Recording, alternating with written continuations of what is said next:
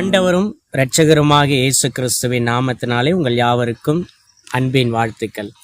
கர்த்தர் தாமே இம்மட்டுமாய் நம்மை நடத்தி வந்திருக்கிறார். அவர் இனியும் நடத்த வல்லவராக இருக்கிறார். கிறிஸ்துவுக்குள் மிகவும் பிரியமானவர்களே, இந்த நாளிலும் வேத வசனத்தை நாம் தியானிக்கலாம். அப்போஸ்தலருடைய நடவடிக்கைகளின் புஸ்தகம் 16ஆம் அதிகாரம் 30ஆம் வசனம். அவர்களை வெளியே அழைத்து வந்து ஆண்டவமாரே, ரட்சிக்கப்படுவதற்கு நான் என்ன செய்ய வேண்டும் என்றான். எனக்கு அன்பானவர்களே, இந்த சம்பவம் நமக்கு நன்றாய் தெரிந்தது. பவுலையும் சீலாவையும் சிறைச்சாலையில போட்டது நிமித்தம் அவர்கள் நடுராத்திரியிலே கர்த்தரை பாடி துதித்து ஆராதனை செய்தார்கள். அது நிமித்தமாக கட்டுகள் எல்லாம் அவிழ்க்கப்பட்டது, கதவுகள் எல்லாம் திறக்கப்பட்டன, கட்டுண்டவர்கள் எல்லாம் விடுதலையாக்கப்பட்டது போல ஒரு சம்பவம் அங்கே நடந்தது. அந்த இடத்துல அந்த காவல்காரன் அந்த பவுலும் சீலாவும் வெளியே ஓடிவிட்டார்கள் என்று சொல்லி நினைத்து அவன் வேகமாய் ஒரு தீப்பந்தத்தை கொண்டு வந்து உள்ளே நுழைந்து பார்க்கும் பொழுது பவுலும் சீலாவும் அங்கேதான் இருந்தார்கள். அப்பொழுதுதான் அந்த சிறைச்சாலை காவலாளி பவுலையும் சீலாவையும் பார்த்து கேட்கிற ஒரு வார்த்தை, ஆண்டவமாரே, ரட்சிக்கப்படுவதற்கு நான் என்ன செய்ய வேண்டும்?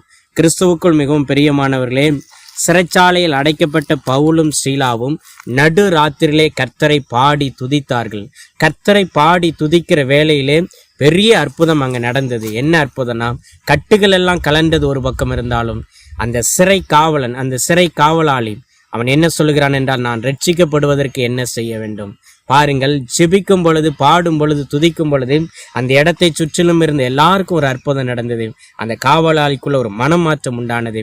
தேவன் அவிதமாய் அந்த மனுஷனுடைய இருதயத்தை மாற்றியிருக்கிறார். அந்த மனுஷன் கேட்ட வார்த்தை தான், ஆண்டவமாரே, ரட்சிக்கப்படுவதற்கு நான் என்ன செய்ய வேண்டும்? எனக்கு அன்பானவர்களே, இன்னைக்கு ரட்சிக்கப்படுவது அரிதாய் காணப்படுகிறது. ஜனங்கள் இயேசு கிறிஸ்துவை விசுவாசித்து ரட்சித்து சபைக்குள்ள வருவது அரிதாய் ஒரு காரியமாய் காணப்படுகிறது. எனக்கு அன்பானவர்களே, ஆண்டவராகிய தேவன் யாரை ரட்சிக்க விரும்புகிறாரோ அவர்களை நிச்சயமாய் அவர் ரட்சிக்க வல்லவராக இருக்கிறார். நாம் ரட்சிக்கப்படுவதற்கு என்ன செய்ய வேண்டும்? வேத வார்த்தை தெளிவாய் நமக்கு அநேக காரியங்களை சொல்லி இருக்கிறது. 3 காரியங்கள் நான் உங்களுக்காக சொல்லுகிறேன். முதலாவது, தன் பாவங்களை ஒப்புக்கொள்ளுகிற மனுஷனாய் இருக்க வேண்டும். இந்த உலகத்துல ஒரு பாவி அல்லது ஒரு மனுஷன் தன் பாவத்தை உணர்ந்து நான் பாவி என்பதை ஒப்புக்கொள்ளும் பொழுது, ஆண்டவருக்கு முன்பாக ஒத்துக்கொள்ளும் பொழுது, ஆண்டவராகிய தேவன் அந்த மனுஷனுடைய இருதயத்தை தொட்டார் என்பதற்கு அது அடையாளமா இருக்கிறது. இரண்டாவதாக, ரட்சிக்கப்படுவதற்கு இயேசு கிறிஸ்து தான் என்னுடைய பாவத்தின் பரிகாரி. இயேசு என்னுடைய பாவத்துக்காக அவர் சிலுவையிலே மரித்தார், இரத்தம் சிந்தினார், சர்வலோகத்தின் பாவத்தை அவர் ஏற்றுக்கொண்டார் என்று சொல்லி எந்த ஒரு மனுஷன் ஆண்டவராக இயேசு கிறிஸ்து பாவத்தின் பரிகாரி என்று அறிந்து கொள்கிறானோ அந்த மனுஷனுக்கு ரட்சிப்பு கிடைக்கிறது. மூன்றாவதாக பார்க்கும் பொழுது, அந்த மனுஷன் தன் பாவத்தை அறிக்கையிட்டு மனம் திரும்ப வேண்டும். ஏனென்று சொன்னால், பாவத்தின் சம்பளம் மரணம் என்று வேதம் சொல்லுகிறது. அந்த மரணத்திலிருந்து ஒரு மனுஷன் தப்புவிக்கப்பட வேண்டும், நரக ஆக்கினிலிருந்து ஒரு மனுஷன் தப்புவிக்கப்பட வேண்டும் என்று சொன்னால் நிச்சயமாகவே தன் பாவத்தை உணர்ந்து இயேசு பரிகாரி என்பதை அறிந்து கொண்டு, மூன்றாவதாக பாவத்தை அறிக்கையிட்டு மனம் திரும்ப வேண்டும்.